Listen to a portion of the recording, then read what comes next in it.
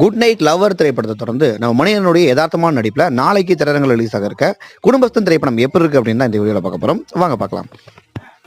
குடும்பஸ்தன் இந்த திரைப்படத்துடைய கதை என்னன்னா, இந்த படத்துடைய ஹீரோவான மணிகண்டன் பார்த்தீங்கன்னா எந்தவித கவலையும் கமிட்மெண்ட்டும் இல்லாமல் சுற்றி இருக்கிற ஒரு மிடில் கிளாஸ் பையன். அவருக்கு ஒரு பொண்ணை பார்த்தோன்னா லவ் வந்துருது.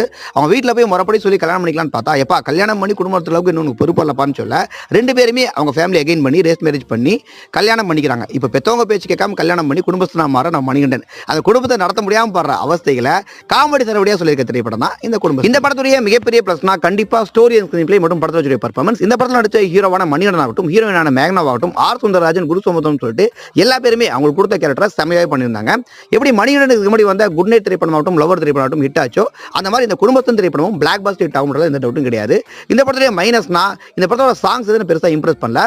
மொத்தத்தில் தியேட்டரில் போய் தாராளமாக ஃபேமிலியோட பார்க்க ஒரு ஒர்த்தான ஃபேமிலி என்டர்டைனர் தான் இந்த குடும்பஸ்தன். இந்த குடும்பஸ்தன் திரைப்படத்துக்கு ரேட்டிங் பார்த்தீங்கன்னா 3.5 out of 5.